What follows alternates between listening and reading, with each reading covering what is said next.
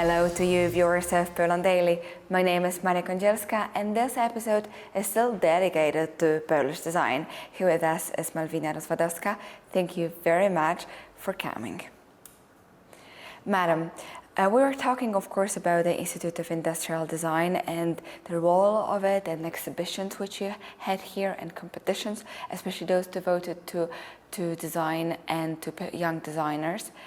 So my question is, of course, to explain our viewers, what is the difference between art and design?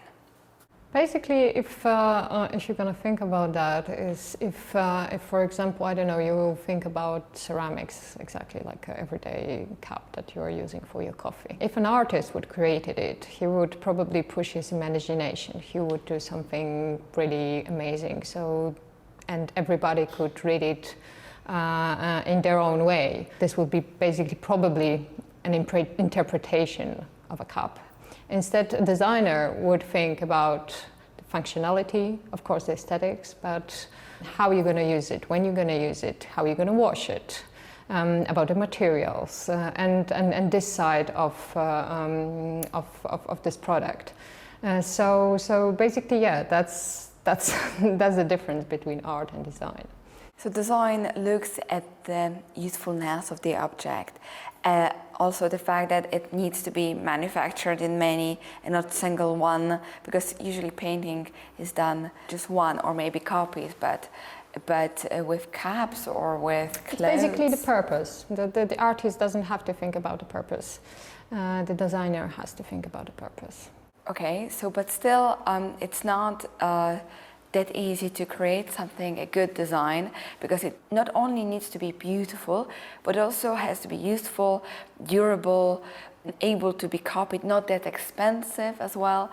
So every single person can, I mean, at least some bigger audience can buy it, because the economical side always has a role. Everyone can buy Mona Lisa, or maybe no one can buy Mona Lisa, and paintings and such things are still they also always cost, but everyone needs to eat from something or drink something or wear something, but of course it matters what they do.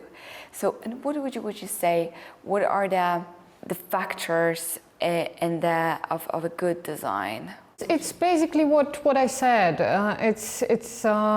You have to look at the aesthetics, at the functionality, durability. Of course, the ecology now it's a really important factor, and the economical side is important because you have to exactly think if it's going to be really expensive to produce it, like a mass production. Sometimes it's a question of safety, but because it depends on the design, but also like ergonomics, so how comfortable it is to use it. So for example, let's say we sit right now on the chairs, which are beautifully made, and they are products of this institute from the past, and even though they are, I would say, cute, we can feel that they are not very comfortable. So you have to also understand that the one that we are sitting on are prototypes. So it also is a factor, because often prototypes are, for example, smaller than the original product, because it's just to see how it looks, how it goes. So they don't have to be like 1-to-1 in size. But yes, it's very important if the chair that you're sitting in is comfortable. Are you going to make it to spend the whole day sitting on it, or maybe after half an hour you will want to escape? And even if it's beautiful, it doesn't matter, you're going to hate it. Exactly, I would say corsets were really beautiful, but they are not useful right now very much, and even shoes or some products. So that depends, because think about it, women are using corsets because they want to achieve a certain thing, yeah? They want their waist to shrink. So the question is, are they... What is the purpose? Exactly, the purpose is that they shouldn't be comfortable, they should give you effect. So if they serve the purpose, then it's a good design. I understand. So there are many elements which we have to take into considerations looking at it. And so all of those factors you have to probably also think about, for example, during the competition of young designers. Yes, and this is what we do here in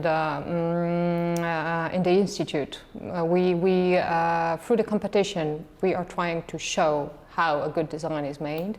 Through the studies, for example, that we spoke about in a previous conversation, the total design management, we teach how to achieve it, how to work together with the business, and also through various workshops that we organize.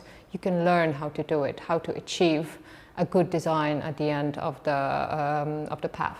And what is the current state of Polish design, if you can judge it? Do we have anything to offer the world? I think if you knew, are we the best in something? Yeah, for example, like furniture, when you take in consideration like the production of the furniture and the income from this industry, we are fifth in the world. So it is really a big thing. And many of the designers that work now, they also design furniture because exactly this industry is expanding. People want to have nice furniture at home. They change it often. It's not like it used to be that people would buy one type of furniture and keep it for 40 years. People change the design of their houses, their apartments. They want to have something nice because they have money and exactly they learn that it's nice to have beautiful things around them. But now also, as I said, the important factor is that they are functional, that they're comfortable and all that. Furnitures are our strength, definitely. And when it comes to ceramic, there are, I know that, for example, Marek Cecula is recognizable also around the world. Yes, also because there's like a certain tradition of Polish ceramics, but also like majoliki, so a different type of product, yeah, because this is not exactly made of the same material. But we have the famous school of majoliki all over the world. So yeah, we are famous for different things. But designer nowadays, Polish designers, they have like a broad spectrum of things that they are able to design. So it's not also like it used to be that there was one designer who was, for example, focused mainly on one product, whether it be furniture or ceramics or something else, that he would focus only on this. You have people who are designing trains, but also, for example, glasses. So they have various needs and the skills that are becoming bigger. So right now we can say, just to sum up, that the good designer is also a person who has different skills and knowledge about different materials. Yeah, and he understands what a good design is, and it doesn't matter what he will have to design. So of course you have people who are, I don't know, focused only on lamps or something like that, just because they like it, yeah. But except that, you have designers who are good designers because they know how to achieve a good design, a good product, because they know how to make it beautiful, how to make it functional, how to keep the durability, the economical part, and all of that, ergonomics, safety. So this is who a good designer is, and we have good designers who are working as in Poland as abroad. So it seems it's really good news that here in Poland there are still factories, still things are manufactured and created. The engine of this process are designers, good designers, as we hear. They are multifunctional. They know many products, they know many materials, and they can create different things. So think about it. If on the chair you're sitting, in the bed you sleeping, and from the cup you're drinking, was it designed and created in Poland or not? That's always a good question every day. And thank you very much for watching Poland Daily Culture.